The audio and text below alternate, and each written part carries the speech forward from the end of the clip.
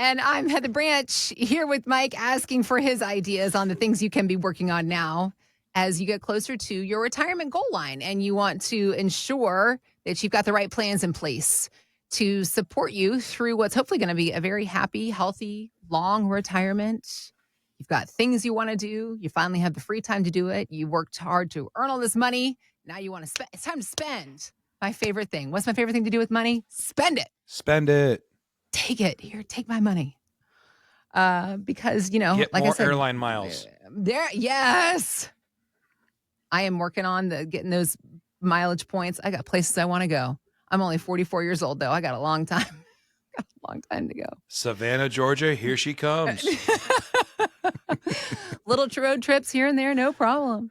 All right. Okay, so the idea, though, let's talk about the idea of that money that we've worked so hard to earn and save. We get to retirement, because I think it's a good point to consider. A lot of people get a lot of money throughout the course of their lifetime. Yep. But the trick is hanging on to that money, Mike. Right. Because I'm sure you've seen it. I mean, you've probably seen it firsthand. People come into the office. Maybe they inherited some money. Maybe they earned a lot of money, but they spend it as fast as they get it. That's a big problem in America.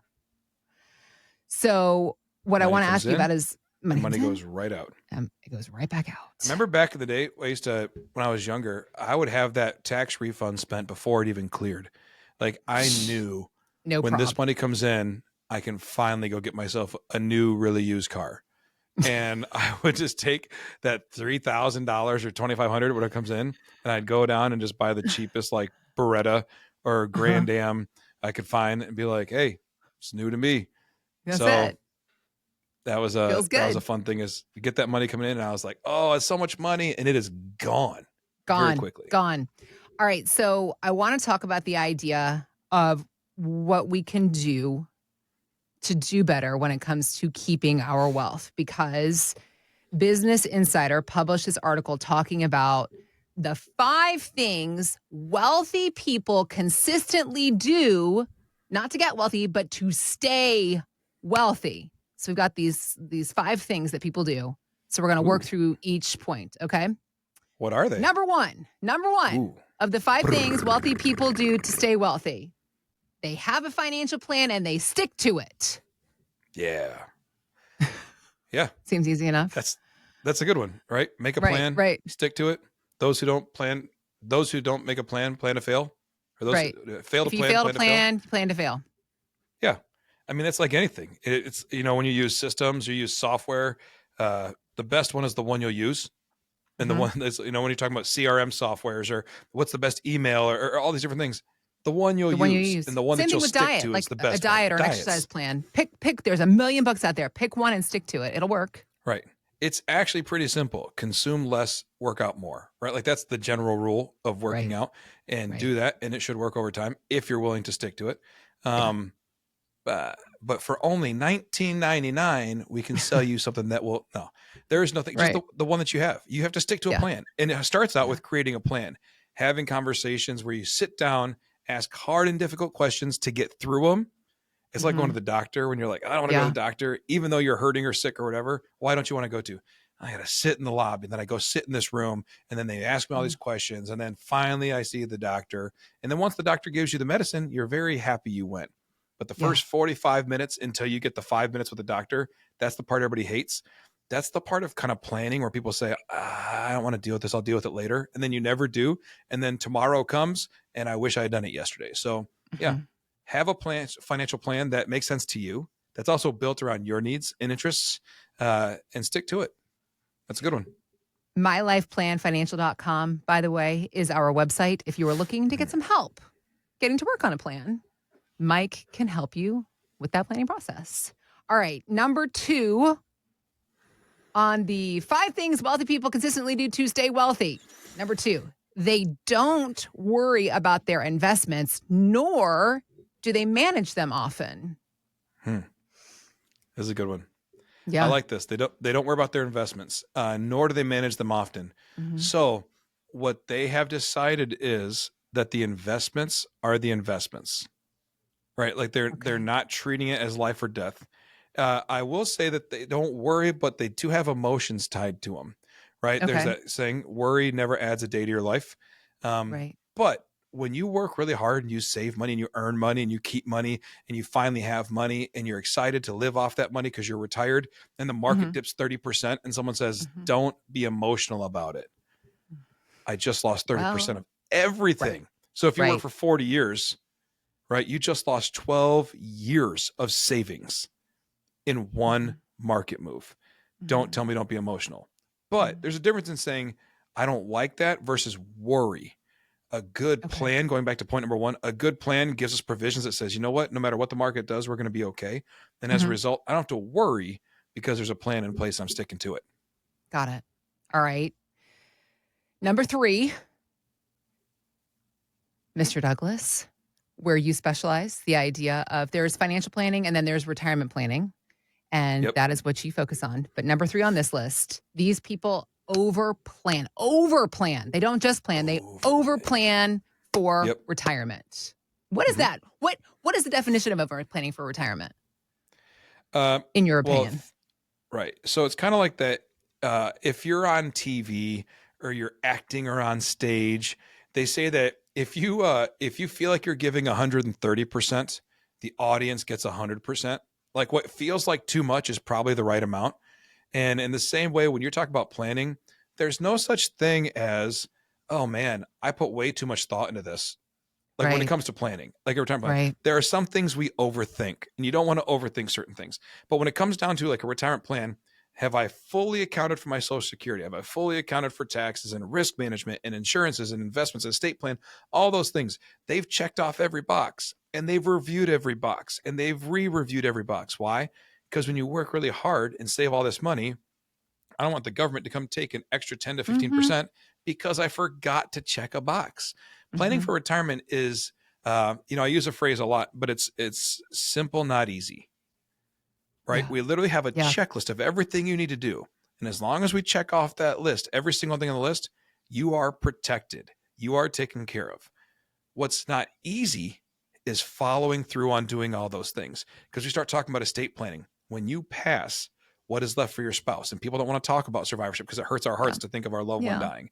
We don't Yeah. want to think about what it's like when we die and we miss our kids, or what happens if a kid predeceases us. Those are terrible thoughts. They're boxes we check off. So it's not easy. It's simple. It's not easy. So Right. over planning is really proper planning.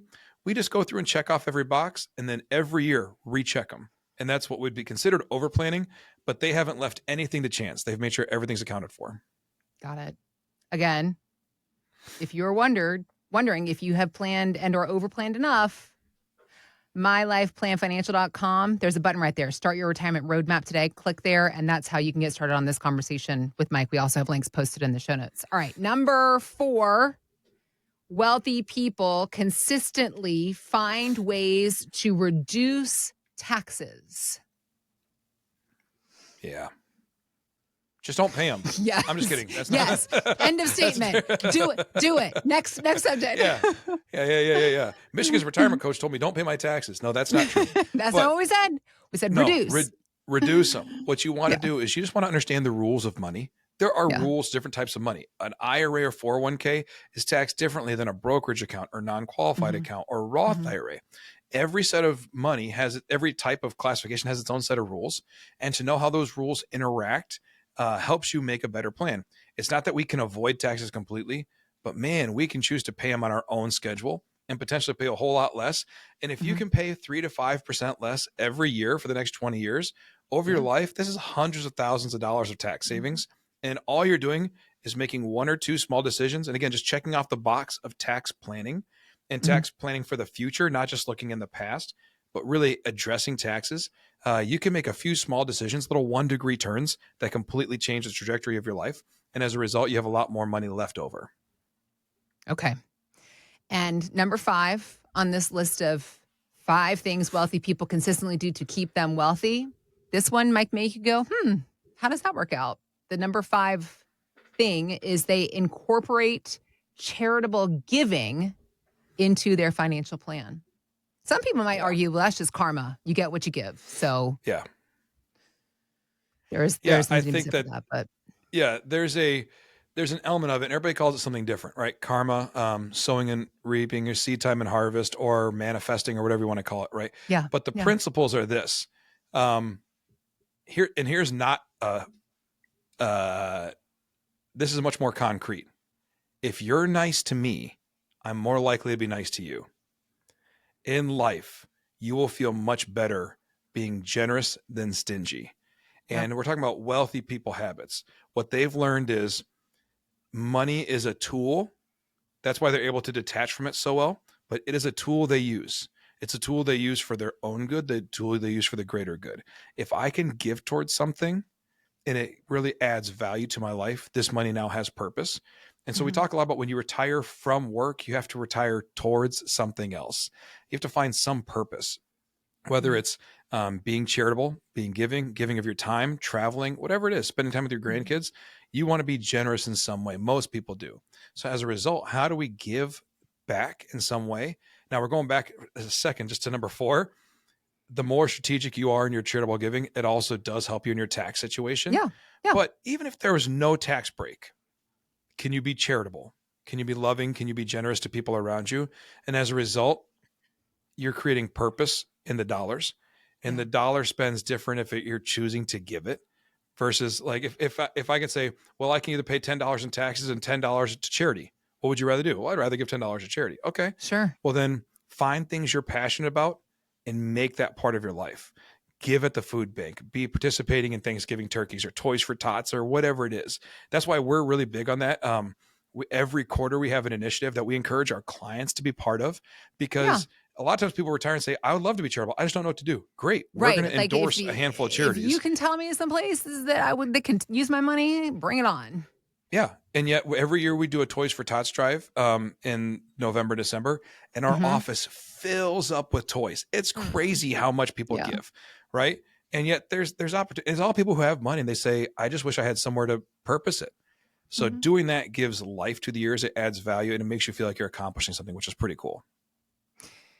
The idea, again, of working to keep your wealth, particularly in your retirement years. I mean, there's never been a much more important time in your life to make sure that you are preserving your money now more than ever. So when it comes to adopting these healthy behaviors, when it comes to your financial plan, when it comes to creating a plan overall, that was the very first rule of the 5 things that wealthy people do is they have a plan and they stick to it. So if you are in need of that plan, if you are getting ready for retirement and you know you've got to get that financial junk drawer in order, we are here to help you do that. Again, find us, mylifeplanfinancial.com. There is a button right there at the top of the page. Start your retirement roadmap today. Click there to begin the conversation with Mike and his team. Again, we also have links posted in the show notes, so you can click there to go to our website, which is mylifeplanfinancial.com.